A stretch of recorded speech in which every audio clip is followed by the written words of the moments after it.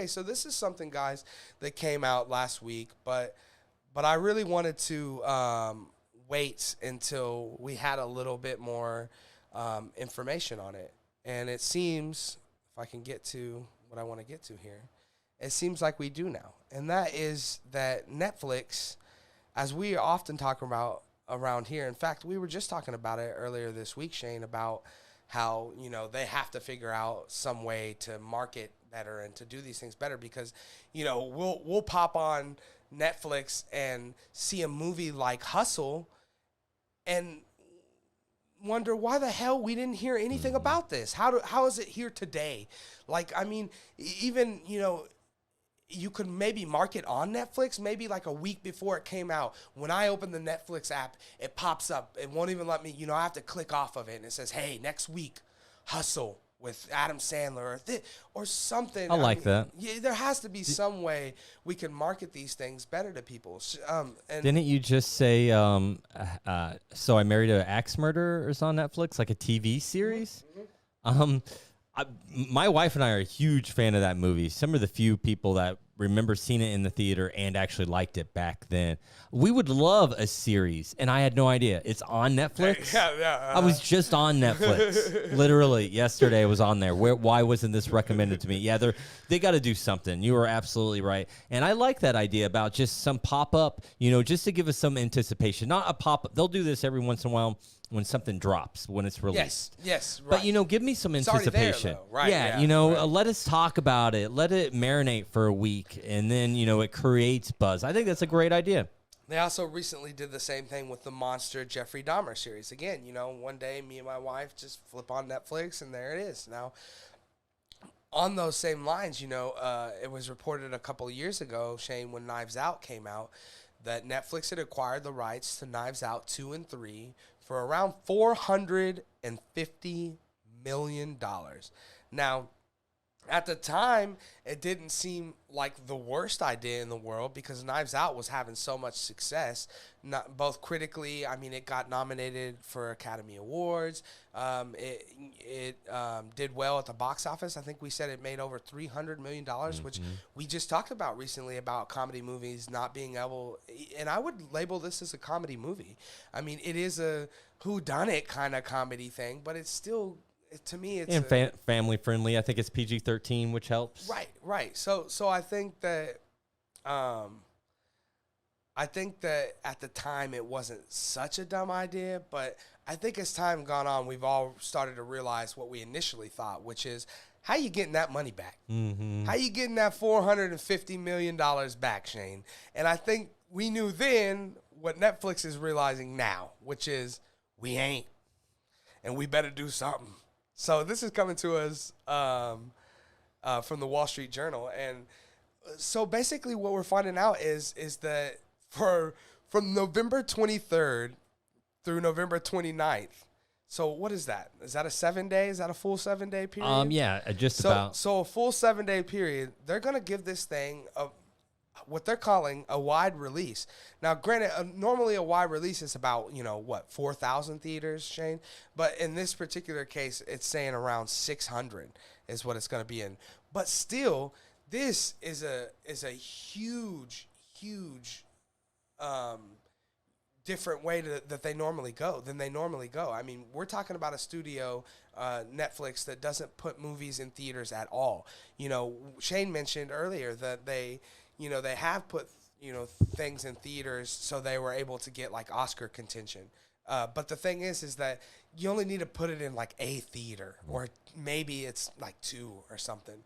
So it's not the same, guys. This is completely new. This is completely off the radar and something that I didn't see coming, but something that I've been saying for years is that when you're spending this kind of money, it's hard to justify just throwing it up in the air and hoping for the best and knowing that you have no way to recuperate those dollars. And again, like we talk about too quite often, is that when you're Amazon, and your movie division and your television app is just a free thing that comes with your service, then you can do that. You can go spend $500 million on the Lord of the Rings, make a series, and then print Lord of the Rings crap all over your boxes that you're sending out your actual money-making goods in. And that's brilliant, and it works. But the truth is, Netflix ain't making that kind of money from other things. All their money comes from their subscribers, right? And so if this movie, if Knives Out 2, let's say it comes out and gains them 3 new subscribers, what does that calculate to? And then again, how are we going to get to, how does that get us to 450 million? Because the fact of the matter is why all subscription-based services fail over time, Shane, is because at some point or another, everyone could have it. Mm-hmm. And once everyone has it, you have no more product to continue to sell people to sell subscriptions to. And the fact of the matter is, guys, Netflix is the biggest streamer out there. It has the most subscribers. So it's not like Knives Out 2 is going to gain them any more anything. But a week in theaters, 600, we talked about this a little bit, Shane. I mean, I think this could make, I don't know, 50 million bucks maybe. And I mean, that's pretty big, right? It could maybe make, I would even say opening weekend, it maybe banks 50 million. And then all in all, worldwide from that week release, let's say it makes 75 million. That's, again, like we were saying, that's better than what they were expecting, which was nothing, right? And so it seems like as we've gotten further and further into this movie's development, and now it's done and it's ready to put out, Netflix is looking down at the books and thinking, guys, we can't just throw this on the app, right? We got to get some sort of money back for it. Now, that being said, they spent $450 million on two sequels to this. So if it, if they split that budget, let's say, and there's $225 they spent to make this particular sequel, then you still have to throw marketing money at this, right? If you're going to put it in theaters, you can't just hope that everyone reads the Wall Street Journal, right? So if you want this to do well in that 7 days that you're going to put it out, you got to throw millions and millions of dollars at marketing this thing, right? So I guess the question I have for you, Shane, is what do you think about this, finally happening? Netflix finally making what I would say is the smarter decision, because again, this isn't a wide release still. I think it's kind of it's a step in the right direction, but it's kind of silly in its own right, because 600 theaters, why not just release it in all theaters for a week, or did maybe, I guess it's possible that the theater companies were like, hey, if you're only letting us have it for a week, bro, we're not going to be putting it in all our theaters. And I guess that's a very good possibility too. But also the other one thing I want to say before I kick it over to you, Shane, is that the big thing that comes along with this is what I think affects Netflix the most, actually, is its subscriber base, because now this movie won't be on Netflix when it's in theaters. So if I want to see it, I will have to go out and see it. And part of the agreement that they made is that after it gets done in its 7-day theatrical release, that it has to spend 30 days on a shelf before they're allowed to put it on streaming.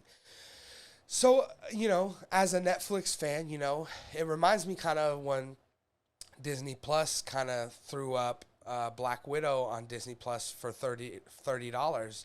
And as a guy who had been subscribing for a year with no content, it was kind of like a kick in the teeth. Like, really, man? Like,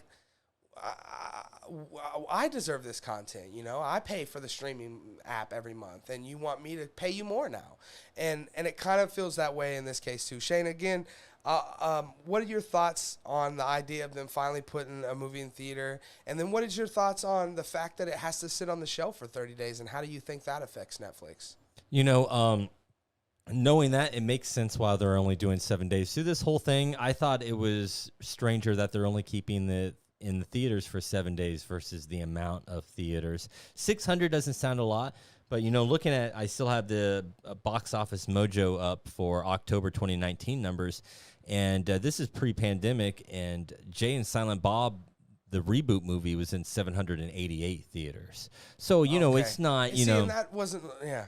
but Knives Out again, Oscar nominated film for and very successful already. A second one. I'm surprised that it's not in more theaters, and I'm really surprised it's not out later. But you're hitting Thanksgiving weekend. You want it also be available by Christmas holiday.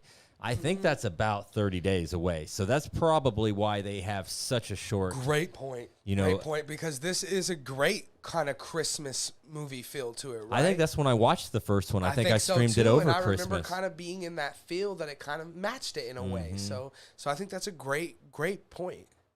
And so, I think that Netflix probably should have done this forever ago. I think that, even for movies that I'm like, I'll catch it when it's streaming, I think they should all have theatrical releases. There's something special. There's also, a built-in fan base. They would love to see it. It's just something about seeing movies in the theater. Even if it's not a movie I want to see in the theater, put it out in the theater. Even if it's, like you said, 600 theaters one weekend, then it goes to streaming service. I think that's a pretty cool call. I like the direction Netflix is going, which I can't ever tell. $450 million to buy this property. I mean, honestly, this property, Knives Out, it's pretty derivative of other things like Clue. Yep. Couldn't they just come up with another type of murder Clue's mystery? Big IP, right? So, well, forget the IP. Why don't you just make your own? Give it a gamble. Just make it your own murder mystery comedy. Get a great cast together, and maybe it's successful. Now maybe you own the IP, and you're not spending 450. So you still divide it by two, and you're talking about marketing money. So you're spending at least $300 million per movie for a movie that only made $300 million. Right. So to me, it wasn't a great investment. But what do I know? I don't understand at all how Netflix could possibly make money. Well, I think it's a good point, and a proof positive that it is a bad investment. And anyway, when they do these things, like you said, without giving them a theatrical release, that all of them should. Because, again, look at Smile. Look at Smile. This is a movie that, if it would have came straight to Netflix, it seems made for that. It seems made just to go straight to a streaming app. And it's made almost $100 million worldwide.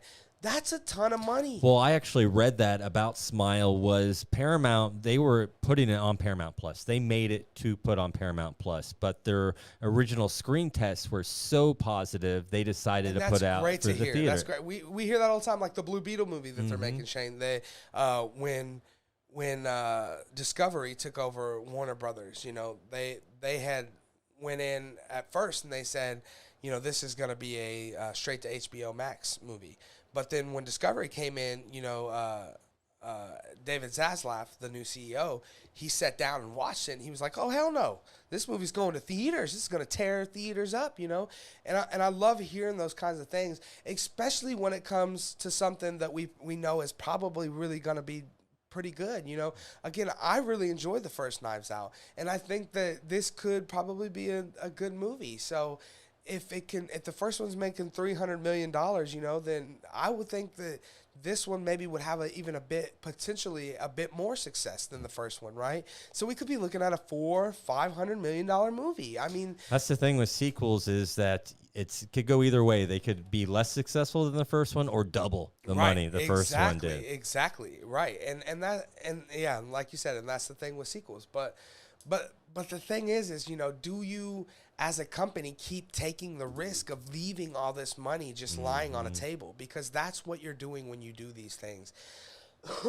And like you said, I think we've all been asking for a long time how Netflix is able to get away with what they're doing. I mean, they operate on a negative profit margin. They have for years. They spend 5 times more money than they bring in. But the idea is that one day they'll balance out the amount of content that they're creating themselves and that they're licensing. So hopefully they're making more money. But when you make decisions like paying $450 million just for the rights to two sequels to a movie, it becomes hard to see how you will be successful years and years down the road moving forward, especially when you have Disney and Warner Brothers and Apple and all these things that seem to do the opposite. And they're going, yeah, well, we'll put it in theaters until it, you know, can't do what Why it not? can do anymore, and then we'll throw it up on our app. And I think Netflix has, you know, just tried to resent that. There was that time, you know, I mean, it feels like 10 years ago now, but where Netflix was thinking about buying, you know, AMC or Regal, or maybe even building their own theaters, you know, around and stuff. But they realized quickly, you know, that's even more stupid. You know, it's a dying industry that barely is making it as it is. So you don't want to be building new theaters all across the country, you know, in the middle of that. So you know, Netflix doesn't make all the greatest financial decisions. And honestly, I don't think this is the right decision. Again, I think this is a step in the right direction. I don't think we're getting what we need to get. This movie should be in theaters for at least 30 days, for a minimum. And then, you know, as much as the theaters don't want these things to go to apps immediately, there probably shouldn't be 30 days it sits on the shelf in between times. So I don't know. I think there's a lot more to be kind of hashed out, where this is clearly the beginning of what Netflix is willing to negotiate with the theaters. So we may see further, you know, down the road, you know, more movies from Netflix making different kinds of deals. Maybe we end up with a 30-day theatrical window, or we end up at a certain spot where it's like, well, this is how we do Netflix movies. And if so, I think it would be great for Netflix, because, again, it gives them the chance to kind of recuperate some of that money. You know, we were talking about years ago about the idea of, you know, the guys, the Duffer Brothers that create Stranger Things. Their plan was always to make the last two things like a two-part movie. Like, you know, part one, part two, you know, that come out like 6 months apart, you know, like The Matrix kind of did, or lots of other things. And I mean, as a huge fan of Stranger Things, you know, I mean, I would love to see a Stranger Things theatrical release movie. I think it would be big. It would be fun. I mean, Stranger Things, Shane, as you know, has a big fandom, as a lot of things do these days. So imagine how many Stranger Things people, you know, dressed as, you know, cosplays, and dudes riding their bikes up to the theaters and all these things. I mean, that would be just so fun to see. And I would love to see more things, you know, that they bring, especially good movies. Like, you know, we talked about Hustle last week. Hustle is a movie that should have been in theaters. It should have been in theaters because, you know why it should have been in theaters? Because it's a great movie. And when movies are great, that is the best thing you can do to try to get people to come see them, is have a good movie. That is the hardest thing to do with a movie, is to make a good movie. So if you have one and you know it's that good, and then you've let critics see it and they're like, whoa, how do you just throw that up on an app and not give it a chance in theaters? It's just, as a movie fan, it sucks for me to see those kind of things. But I'm glad we're seeing this. I'm glad we're seeing a small step in the right direction, and we're seeing Netflix decide, hey, you know, let's give this a chance in theaters. And I think, Shane, the success of this kind of, you know, teeters or depends on moving future forward moves, of how this goes. So, I agree. you know, if in this week it makes $200 million or something crazy, this could really change. It could open their eyes in one way or the other. So I think it's going to be an important time, and it's something we're going to definitely be keeping our eye on here at the channel. Again, this would be from November 23rd to the 29th. You know, I don't think, knowing that it's going to be, you know, right on the app in 30 days after that, around Christmas time, I think we'll probably wait it out and check it out on streaming, and not be the people that go check it out. But I wish for its success, and I hope that it does well, because, again, I would like to see more of these films and things that Netflix are doing. You know, another thing we were talking about is, you know, how they put something out and cancel it right away, you know. And again, if it could make a little bit of money, you know, maybe they wouldn't view it that way so quickly. You know, and maybe they want to. They're like, oh, we didn't like that, but it made $500 million. You know, it changes the way you're looking at things, and it may keep them from canceling things so quickly. And it may also give them incentive to market things better, because, again, things are just popping up and we know nothing about them. And I think that really affects Netflix a lot. So Shane, you have any other last thoughts about this? Yeah, I just got to make sure I watch So I Married an Axe Murderer Now series on Netflix. I had no idea. Yeah, I totally echo everything you say. I think it's a smart move, but they got to figure out a better way to market everything they do because it's so easy for it just to get lost in the ether. Netflix is just too enormous to scroll through. I get tired of scrolling. If I can't find something after like 30 minutes of scrolling, it's exhausting. Yeah, right. It's Yeah, just you like... get into that Maybe I'll thing. just go to bed. I mean, it is 8:30. You know, whatever. I'll go to bed now. Yeah. So We'll start bickering at each other. All of a sudden, we're just leading into a fight. why are we because- fighting? Netflix, because Netflix doesn't market. That's why Netflix built that thing that I don't know if you've ever seen this, but there's like a button at the top, and you press that button, and it's just like, we got you. The random Yes. thing. Yeah. I'm not sure. I can't remember what it's called, but yeah. keep from fighting with your wife button. That's what they call that.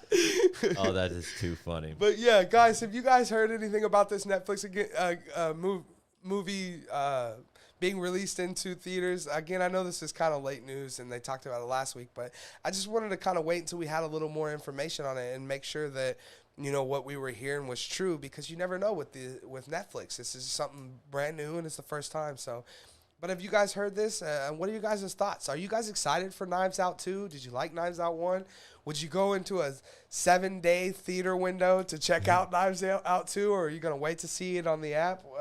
Let us know what you guys think in the comment section below.